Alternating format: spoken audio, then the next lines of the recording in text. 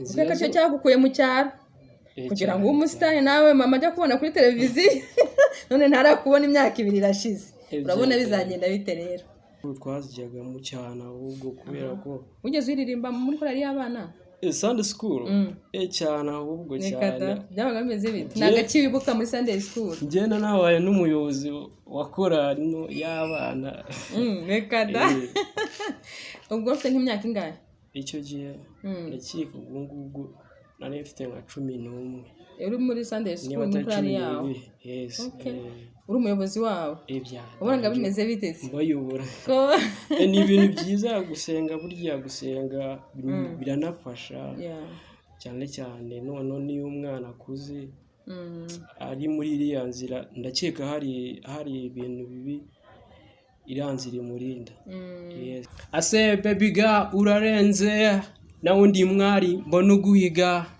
baby manuke gake na unsange gake hobe dare maze kubona ko ndi mu rukundo na rimwe njyanekereza kukwanga eka twandika amateka abandi nabo bazayasoma oh baby girl ndagukunda baby girl meri wenyine niwe wenyine bobeze akami ka muntu n'umutima weyo umutima wanjye wanyerekeje kuri wowe kimwe mu bintu nje niyiziho swati guhitamo njyewe ntibijya bimbaho sweet my lover uri umutima wanjye sweet my lover ibivuga kuki ubutumwa burimo n'ubuye ni indirimbo ivuga nyine ku rubyiruko dukore nyine dukora amaboko ngawushiramo refure twumve basi karifuri rubyiruko tuve mu buyobe dukore maze tugere kure dukure amaboko mu mufuka kukari twe mbaraga z'u Rwanda dukora n'umurava tubaye ikaze kureme 7 TV Imana y'amahoro nibaha umugisha turabasuhuje cyane aho muherereye hose rero twizere ko muri kubona umuvandimwe wacu sore mwiza shyushye ese ko witonze cyane amakuru ani meza kabisa ni ko numva utuje cyane uriya se ntabwo ari cyane ngaho tubwira amazina yawe witwa nde urabona iki kiganiro uramenye ngo uyu muntu ninde aherereye hehe mu rugo ni hehe ewana nitwa John P ndi umuhanzi John P rirahinnye ariko no buriya se nirifite ibisobanuro byinshi nahita mvuga kakanya niho waryise ariko ni njye waryise amazina yawe bwite ubundi ninde Shimwamana Isaac Shimwamana kabisa Isaac Shimwamana Imana ishimwe hanyuma wowe wiyita John P ni izina nyine ry'imihanda imihanda uyitwika uyikandagira byadanje yego mu rugo ni hehe mu rugo ubu ngaho mba ni i Kanombe ubundi aho utaba mu rugo ni hehe wacu ni ingoma iyo ngiyo kwa Mitsutsu Mitsutsu si wawe ni ingoma mu bitoki cyane muraturanye ntabwo nzi karitsiye atuyemo ariko nirukira nyine mu rugo ni iburasirazuba yego uba wisanze kuri imihanda y'i Kanombe byadanje tugaye ikaze kuri M7 TV murakoze cyane ngaho basuhuza bapeperuti ewana basa nabasuhuje kabisa babita mukora iki ewana subscribe imbere cyane musharing ewana ibyo byadanje kabisa ariko akantu ka ewana ntabwo kajya kabura sinzanu nakantu bagakuye uko ku akantu kose tuvuga ngo ewana buriya ko tugenda dukura hari abantu ugenda uhura nabo ntabwo usanga hari nk'umujama nyine nagakuyeho tu ariko nta nicyo gatwaye ewana wakoze kuza kubana natwe rero twireme dukunda abashyitsi dukunda abantu baza bakatuganiriza tuba dukeneye ibiganiro by'ireme nyine birema abantu imitima bikagera aho bibavana bikagera n'aho bibageze umuntu akumva ikiganiro cyawe akavuga ati nyamara nkuyemo akantu sibyo. Aha, hanyuma se musengera ikibazo cy'amatsiko. Bisanze i Kanombe gute ko muri harimo intara nyinshi mu ntara ni Kigali ko muri harimo uturere twinshi. Hari abatubwira ngo twaje ku ipine ry'igare, ku ipine ry'imodoka, nisanga imihanda y'i Kigali. Wowe wahageze ute? Ntabwo byari byoroshye, ariko inkuru ikubiyemo niya danje ko nyine dushyire ku mayange, kubera ko nyiri mu byaro nari umuhanzi n'uwo ariko ndiwe. Wari umuhanzi? Nari umuhanzi. Guhera ku myaka ingahe? Nyikora indirimbo ya mbere nari mfite imyaka 17. Ako n'ubundi nari nsanzwe nzandika nkanaziririmba, ariko nyine ntarajya muri studio. Ubwo nibwo wavuga ngo nibwo ninjiye muri studio nk'uko uwo muhanzi byanyabyo. So ubwo rero ndavuga ni urebye nyine situation yo mu cyaro ni hano mu mujyi, uko bavuga ati buri uza kubukira nko mu mujyi hari bushye kugira amahirwe menshi. Ubwo ndavuga ati byanze bikunze ngomba kuzajya mu mujyi kugira ngo nzatwike. Waje ikigaruje gutwika icyamamare mamare nkaba Bruce Melody. None ikintu gitangaje numvaga nyine n'ubundi ningera nkuko mu cyaro byari bimeze, ningera mu mujyi n'ubundi ndiwitema twika. Ahubwo mu cyaro byari bimeze bito ruzwi kuvuga ngo mu cyaro nari nzwi n'abantu benshi, ama stage narayakoze iki stage urakora. ariko nyine nkavuga ni ningera noneho mu mujyi bizahita bihinduka, nyine bizahita biba show nini, noneho igihugu cyose bimbamenye byadanje. uko byakugendekeye se muvandi? Ibi ntabwo biba byoroshye uko ubitekereza, nyine uri hariya hantu ntabwo ariko ubisanga. Noneho ngeze hano i Kigali, ikintu cyanagaje naje gusanga hari abajama benshi byanze, ariko binkubiswe byanze. Noneho umujama akora mu nganzo nisubirire byadanje. Muri iki gihugu dufite abantu benshi bafite impano kabisa, ariko wabuze aho bamenera byadanje. Ukuvuga ati se nisubire se mu cyaro basi, noneho ko wenda runaka yaranze na runaka yaranze, no gusanga ugasanga baribagiranye cyane kabura byose. ndavuga ariko ntari byo umuntu azatwarizamo gake gake. Hari igihe Imana yabikora bikaba big, cyangwa se nabwo bikahindura n'ubuzima byadanje. Yego, nicyo cyaje kikuzanye, nicyo cyaje kinzanye ahanini kabisa. None se wari ufite famille i Kigali? Famille ndayifite. Niho uba? Oya, ntabwo mba muri famille ko igihe cyaragize nyine biba ngombwa ko mba muri famille. Ariko uza uhitira aho ngaho muri famille barakwakira. None se wambwiye ko ufite mama?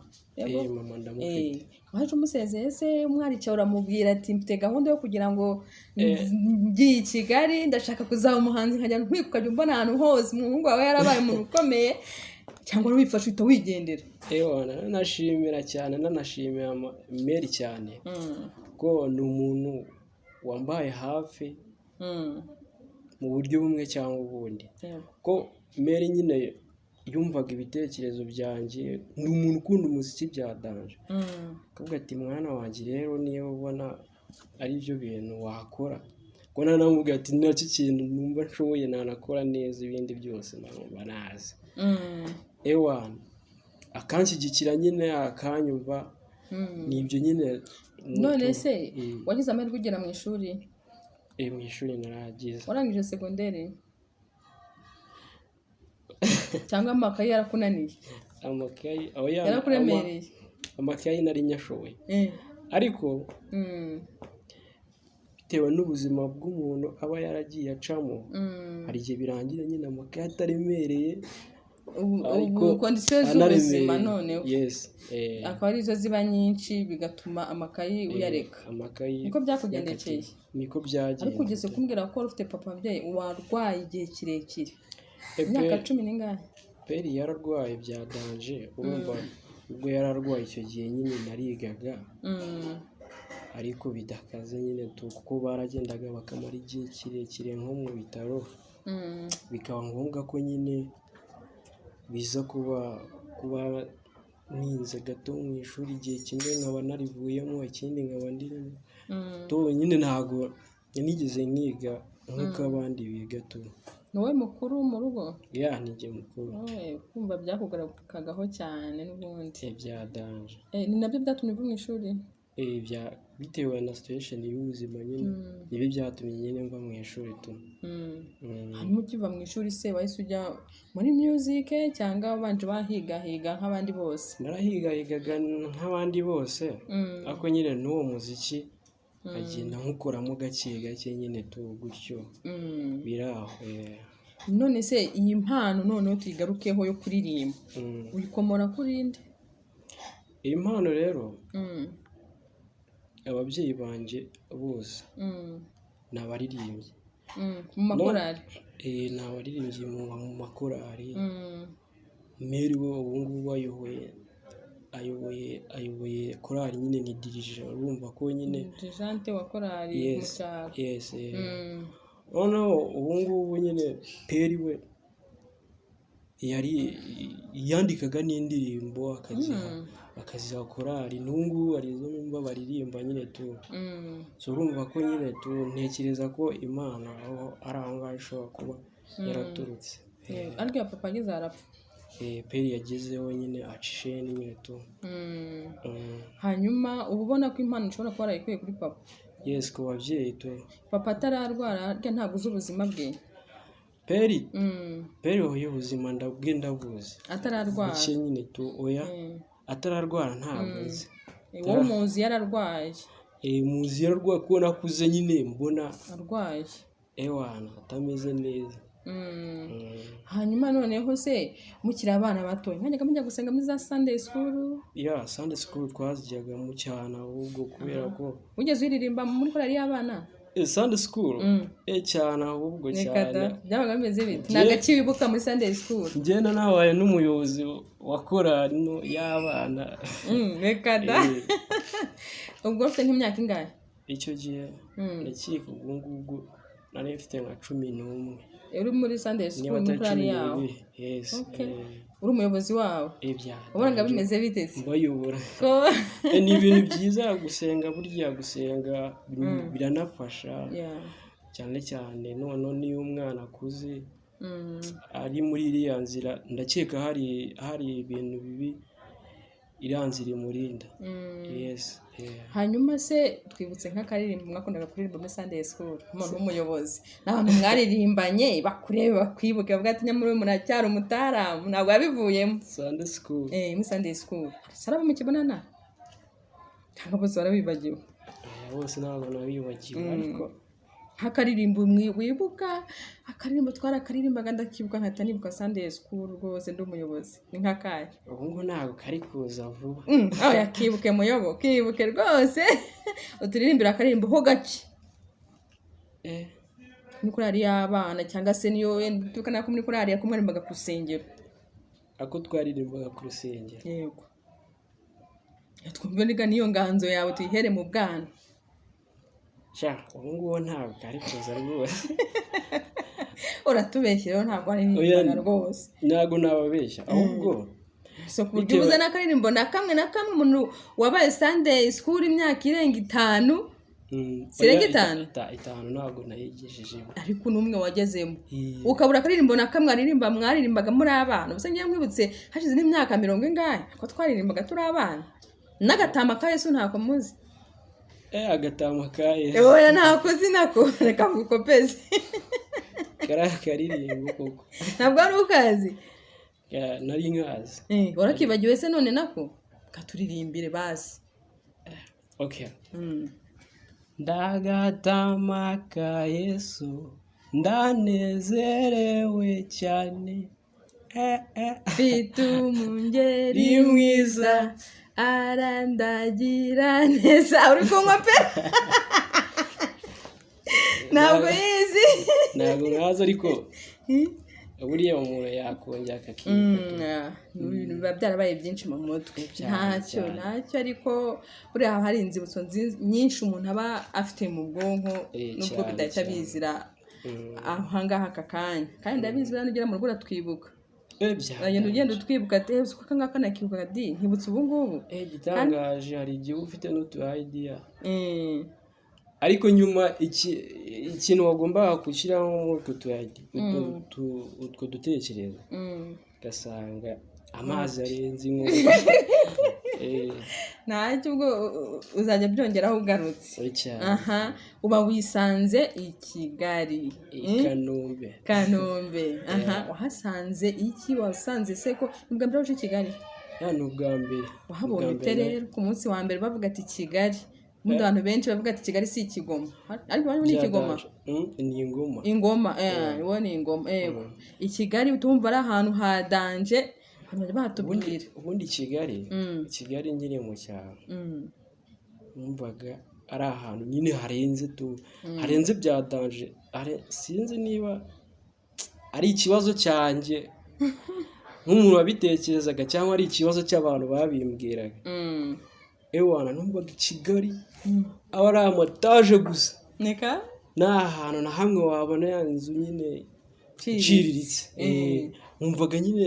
numva nyine ni ahantu utapfa kubona nyine inzu danje gusa nyine mageze nasanze n'ubundi ari heza bya danje ni na heza igihugu cyacu ni cyiza pe ni cyiza ariko hari n'utwasanzemo wari uzi ko utari witeze ko wahabona cyane ni byinshi nahasanze nyine umaze imyaka ingahe muri Kigali uhageze bose nibaye ibi ejo bundi wawe nanzone nk'itanu aracyari vuba ntabwo kari katakara nturagacika uracyarimo komereza aho ngaho birimo biraza biracyarimo ntabwo igihe kiri cyaba kinini cyane nanone wizera Imana se Imana ujya usenga mbese gusenga uteranira gusenga muri ADPR yahe Nyarugunga ngaho ugiye kutubwira ku cyumweru warateranye ntutubeshye tubwize ukuri ku cyumweru warateranye ku cyumweru ntabwo nateye uheruka guterana ryari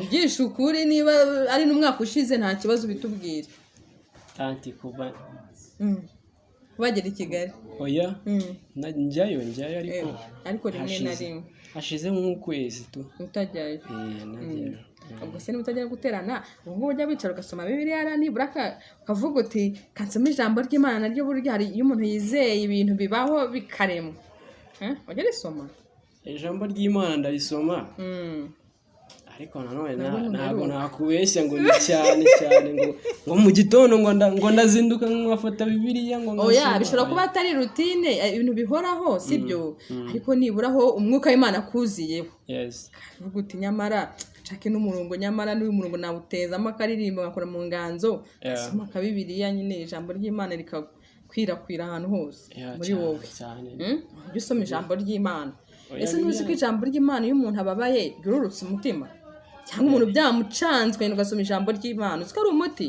cyane ushobora kuba uri hanga uvuga uti byaranze ndabona abantu barakamfatanye byaranze ukavuga uti ariko se kansoma ijambo ry'Imana riranturiza umutima ugasoma kandi ukajya kubona ukabona uguye ku gisubizo cyawe cyane urabyizera Imana irakora dusenga rero situvuze ngo usenge buri munsi ngo kugira ngo yenda abantu bose bane usenga ahubwo usetinga uburyo bwo gusenga muri wowe unabishoboye wanabikora ariko nanone si ngombwa ngo wemeze abantu kwemeza abantu wapi Imana ukayigira imbere cyane byose ubundi Imana ikaza weho ukaza wongera ku by'Imana ahubwo yagukoreye igenda ibidevelopa neza hanyuma noneho tugere ku cyatuzanye hanyuma noneho impano yawe urabona ushaka kuzagera ku yihe ntego urabona bizaca mu zihe nzira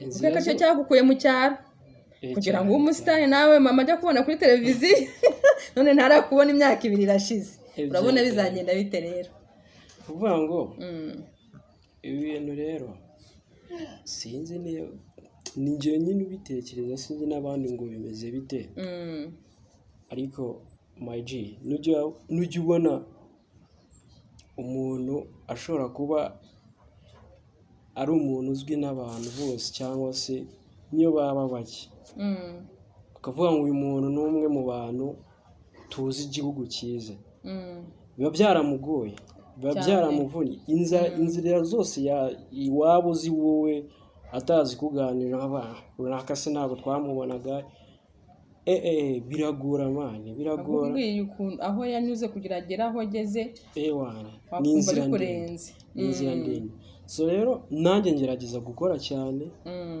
ngerageza gushyiramo imbaraga kugira ngo ndebe ko nyine ibintu byanjye hari aho byagera nyine tuba yego hanyuma noneho mu ndirimbo umaze kugira nk'indirimbo zinga umaze guhimba ubu ngubu umaze gukora indirimbo 5 harimo n'imwe yakoranye n'undi muhungu witwa Kwifuji ndetse na Kiki ni indirimbo nziza ituma ibivuga kuki ubutumwa burimo n'ubuye ni indirimbo ivuga nyine ku rubyiruko dukore nyine dukoramo ngawushiramo refure twumve basi karifuri rubyiruko tuve mu buyobe dukore maze tugere kure dukure amaboko mu mufuka kuko ari twe mbaraga z'u Rwanda dukorane umurava rufeni iyo ngiyo aka kantu karagendetse rero aka kantu ni sawa rwose nuko promosiyo iba yabuze ariko ukora ibintu byiza numva ari byiza bikeneye promosiyo umuntu bipromotinga bikazamuka abantu benshi bakabimenya nicyo kintu gikenewe hanyuma noneho rero ubundi tubwirira umudo wawe ninde Umuhanzi rero umudo wanjye umuntu uvuga uti njyewe rwose uyu muntu ndamwemera ndamutse ngize n'umugisha nkahura nawe rwose nakumva nyuzwe kuko ibyo akora bituma nanjye ngira courage nindi ubundi ruri mudo wanjye rero ko mbona umujya kumuvuga ariko kabanza ukishima akuri ku mutima kabisa oya imbere cyane wumve ngo n'indirimbo ze zo kwamamaza ngenda zikunda tu ubundi ruri mudo wanjye yitwa Shan Breeze cyangwa se Breeze Beat uriya muhungu aririmba gute akaririmba kukunda cyane indirimbo ze zose ndazikunda akukunda cyane use wubuka aka kanya karimo ubutumwa bugufasha yavuze icyo nkunda nyine aririmba neza kandi anandika neza kabisa bodo akapera nyine ku karirimbo ke uzi karimo ubutumwa wumvise bwagukoze ku mutima karimo ubutumwa numvishe bwagukoze ku mutima yego hari nk'aka ngaka maze iminsi nibaza ese nakwitura iki umuntu dukundana makanya gatoya wowe hasize nshira marira ijambo wumva aya magambo ku murongo icyama ntituzikanga iby'isi dore ko byose bishira amarangamutima yawe ajya kwibutsa utazateshuka ukibagirwa gutyo tu ahugoza kabisa usiko bose umuntu akajya gusinzira ntago ari cyane uraririmba neza vrema urashoboye rwose ni ukuri Imana ikwamamaze kandi ikuzamure ikubera amaboko sibyo aho utakwigeza Imana irashoboye niyo mpamvu twatanye nkubwira ni ibyo tudashoboye Imana irabasha ijambo ry'Imana ritubwira ngo ibasha gukora ibiruta cyane bya bindi byose twe twibye bane ijambo ry'Imana ko birizi harata tusame ijambo ry'Imana ariko ujye ubwira abantu mirongo ndagerageza cyane urimo neza kandi nta kibazo hanyuma rero tugera ku musozo ujya kuturirimba kandi karirimbo kawe noneho turirimba karirimbo kawe ukunda nawe cyangwa se uri guhimba cyangwa se gashyashya muri no minsi na karirimbo mperutse gukora kari kuri YouTube channel yanjye yitwa John P Rwanda yitubwire neza yitwa John P Rwanda John P bifatanye ugasiga kanya ugahita mu kinyarwanda oya ni John John ukongeraho P ugasiga kanya ugahita wandika Rwanda yego bita mbona abandi mukore subscribe cyane subiramo bumve babyandika bati ni John P Rwanda bandika izina John ugashyiraho P imwe noneho ugasiga akanya ukandika Rwanda yes mbona tu okay mukanya ndaje mbikore Yeah. mbita akantu kaga subscribe imbere cyane yego so rero ni indirimbo mperutse gukora aho ngire nyine i Kigali ni indirimbo nziza ewana ni indirimbo wakumva nyine irifitemo ubutumwa bwiza tu nta karimbo kavuga gutya. Ladies and gentlemen, uyu we nareba ku mufungo mfite nicyo gihe mushyire mu mago kuko buri gihe abanyitayeho sinzigera na rimwe mubabaza nzakora buri kimwe yifuza imyitwarire ye n'imico ye nukuri nababeshye nisanzwe ni number 1 sinyeneye judges kugira bavuge ko ari mwiza igikombe cy'ubwiza nakimuhaye kuva wa musi namubonye ntacyo nakunenga wakoze ibyari bikwiriye wateye intambwe nziza yo kunkunda nkagukunda aya mahirwe wamaye sinzayapfusha ubusa kuko burya na akataraboneka afunga neza ko gikomeje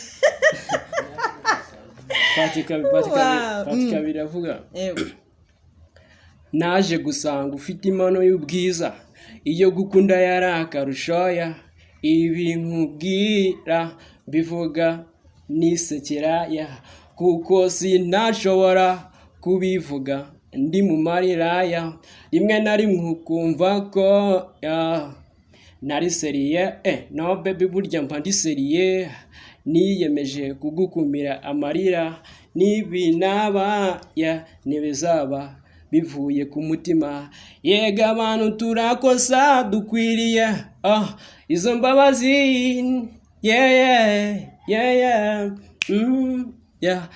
ntacyo nakunenga wakoze ibyari bikwiriye wateye intambwe nziza yo kunkunda nkagukunda aya mahirwe wamaye sinzayapfusha ubusa kuko burya na akataraboneka murakoze cyane yego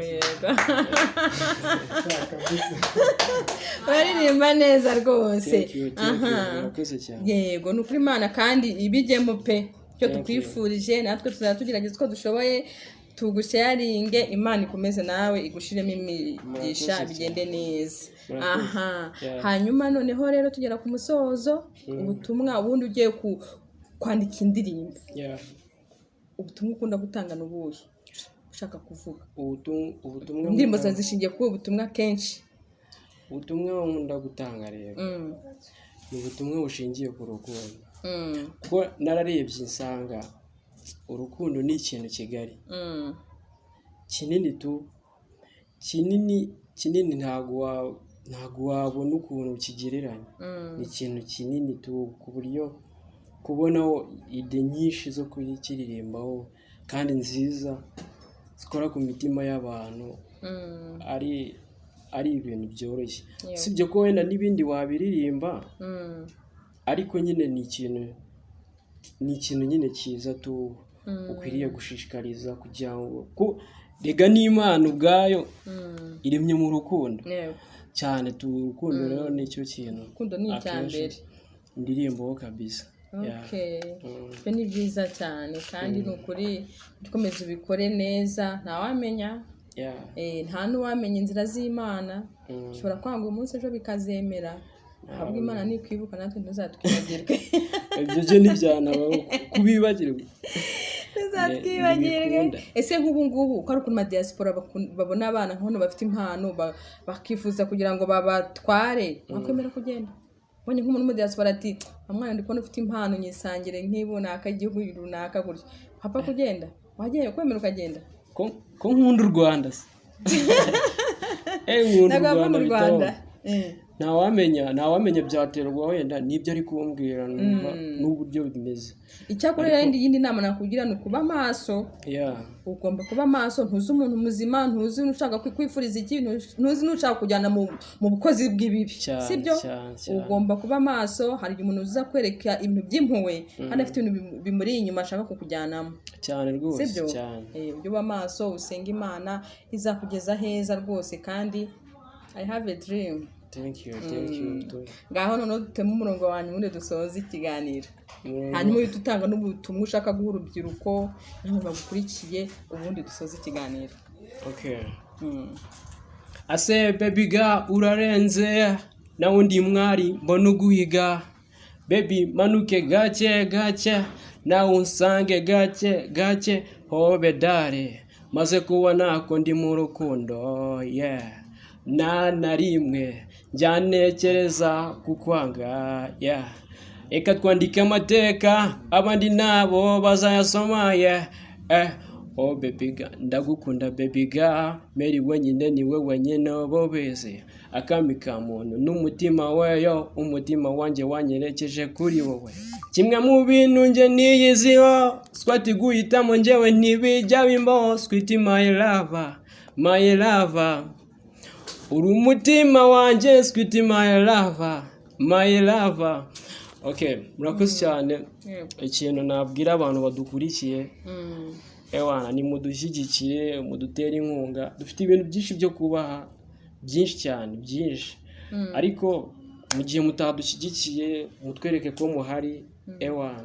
Sinzi ko nyine ibyo bintu dufite mu mitwe yacu nyine twabasha kubibaha mu gihe mutadushyigikiye nyine, kugira ngo ibintu byacu namwe mubibone mubikunde.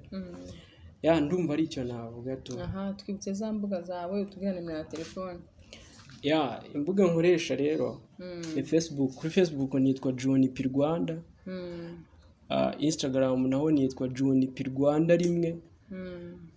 TikTok naho nitwa John P. YouTube naho nitwa John P Rwanda.